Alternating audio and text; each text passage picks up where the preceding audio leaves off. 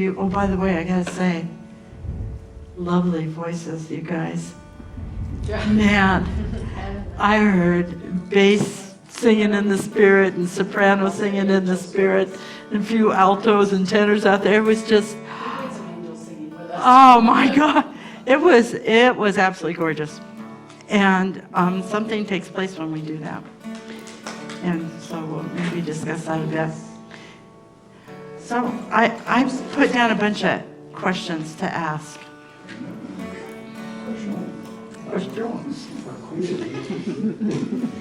Is God concerned or bothered by our actions, good or bad? This you can answer. This is not rhetorical. Yes, he's concerned with those things. If we stop misbehaving or sinning, living like heathens at this extreme, or sins of omission maybe at that extreme, does that mean that we meet the requirements of God for righteousness? No. Who said no? I did. Star. Give that man a... Oh, wait, he's got a whole bunch on him. No. It doesn't, but we strive for that, don't we? And then there's nothing wrong with it, but we should not. I'm not contagious, just so you know. I have asthma. I had asthma. Yeah, I had the canceled version of asthma because we just prayed it out, and I took a deep breath and I didn't cough. Okay.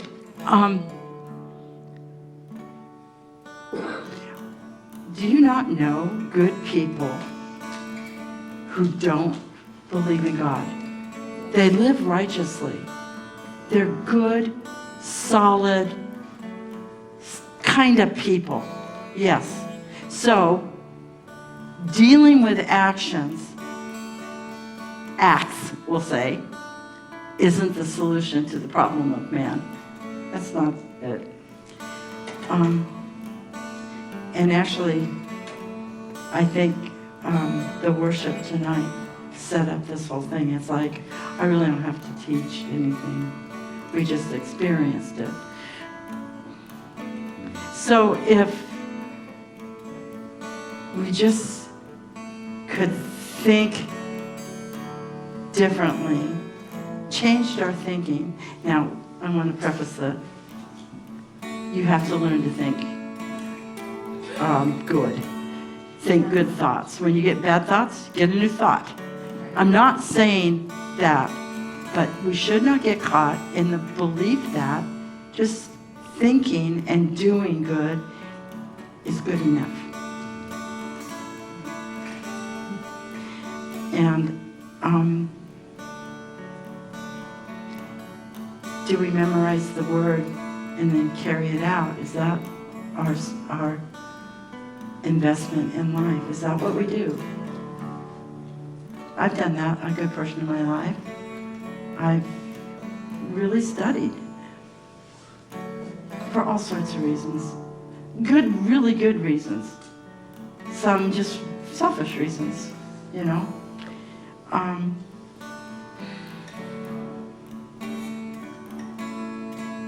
How do we work out our salvation with fear and trembling?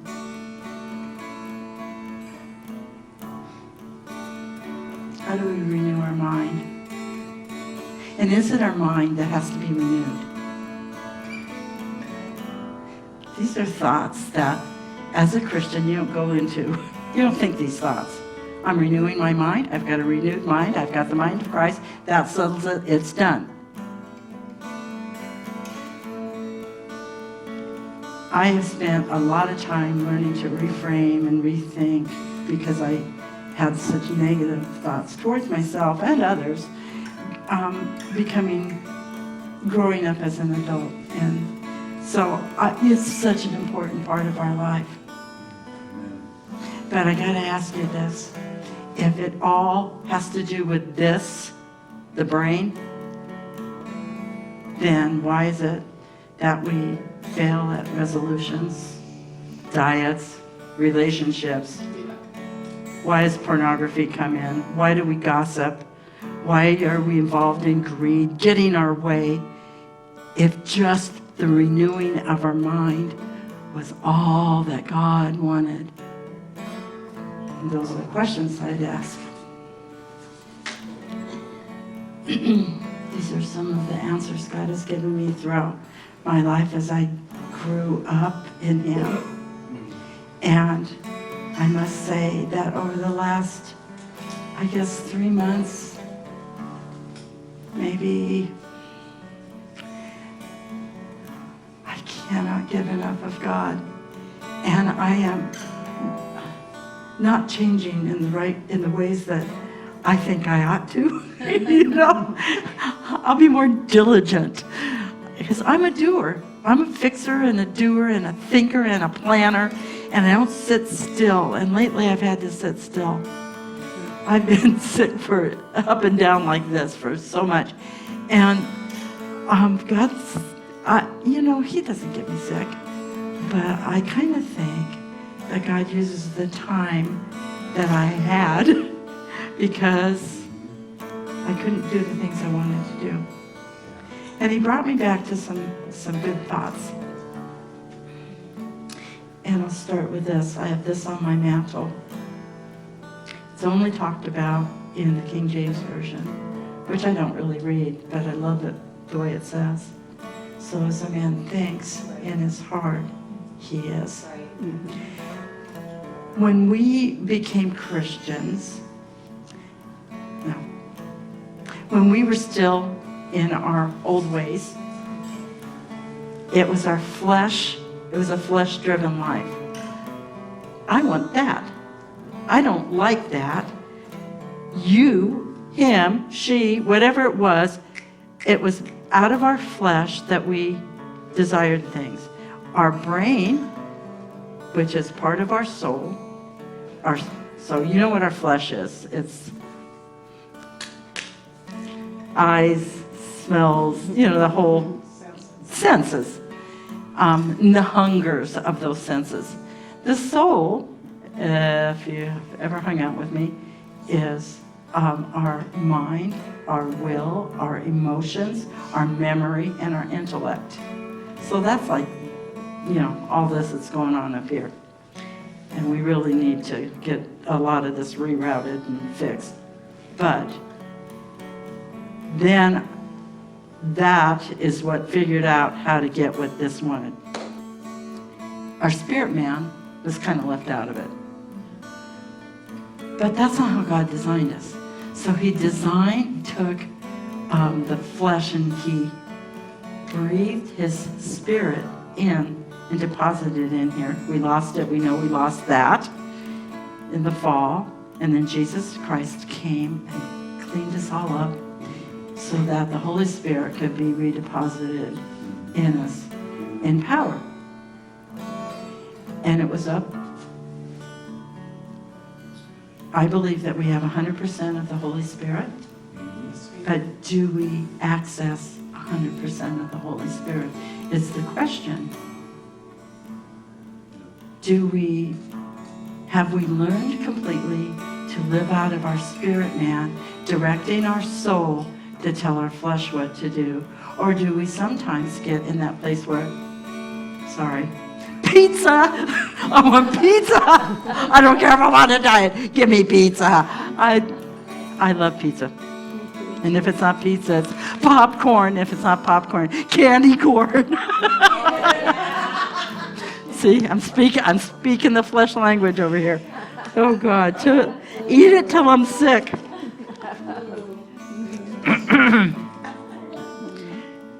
So as a man thinks in his heart, he is. God has this and I thought I didn't think I was, I've arrived, because I know I haven't. But, I felt good that I was moving in the things of God until I got shablammed by the Holy Spirit. And now I do a lot of crying. Like, oh God, it's just kind of, we are so so much of our life is so far from you. Because we're focused on getting everything done and pleasing this person and taking care of that and taking care of ourselves. And we forget that we have a God that loves us so incredibly. Anyway, that's what's hit me over the last 3 months. And I want to say that, yes, something's coming around the corner and you better be ready because it is spirit driven. And I want all of you to be running with all the spirit runners, running for the things of God. It says in Matthew 12, 34 and 35, I want to read it out of this. Matthew 12. You guys know this, but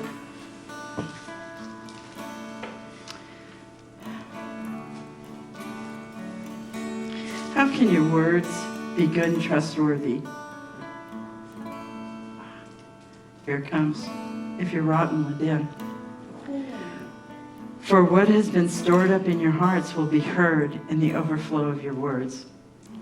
Out of the heart, the mouth speaks. And then it goes on to say, when virtue is stored within, the hearts of good and upright people will produce good fruit. But when evil is hidden within, those who are evil will produce evil fruit. You can be sure of this. When the day of judgment comes, everyone will be held accountable for every careless word he has spoken. Have you guys spoken careless words before?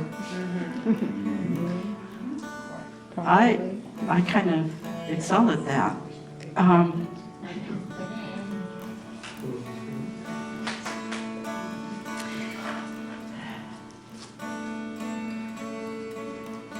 Throughout the scriptures, there is a phrase that repeats itself. And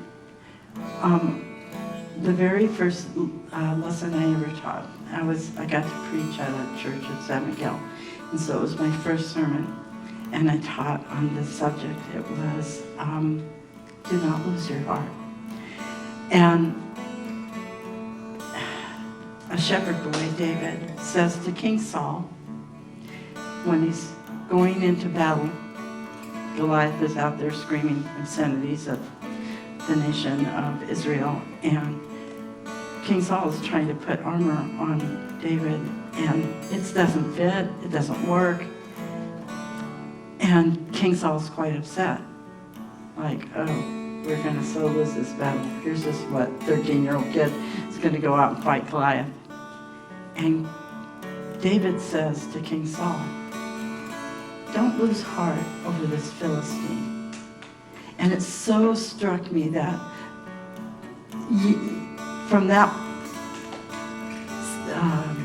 period in my life, all the way through, I can't help myself. Anytime I see the word heart, I put a heart around it because I'm so desirous of heart. And it kind of stopped there for a while. And now God's kind of caught me up in it. There are so many things that we can lose heart over.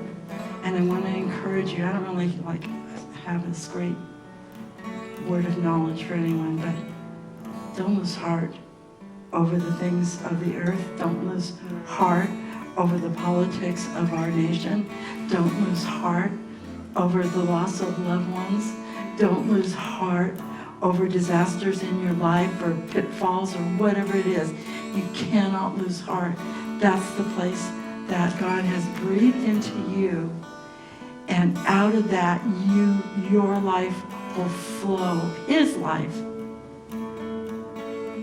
in partnership, will flow out of that place if you'll allow it and not operate from here only or from here. If we say to our brother, Raka, you fool, as you read down, it's basically you've murdered him and you'll be held for judgment. if, men or women, if you lust in the eye, if you've thought lustful things, you've already committed the act. In God's economy, you've already committed the act. Why is that so important? Doesn't matter. Lust after a Corvette or a person or a pot of gold, it doesn't matter. The lust of the eye is what matters. And why? Because the heart has already done the act, and already it's out of the heart that you then go and do the act. But the point is, God's already seen it because it was done in combination with your spirit, and the Holy Spirit was sitting right there with you. And it's just been so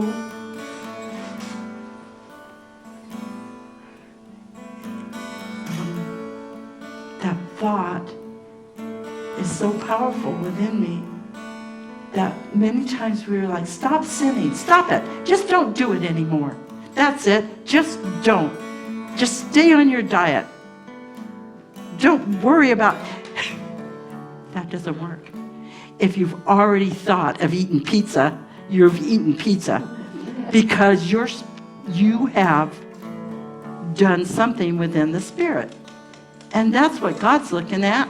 He's more interested in your spirit, man, than he is interested in the fact that the pizza made it to your mouth. Because the craving was in the spirit. So as a man thinks in his heart, God's looking at the heart because that's his breath in you, and out comes something.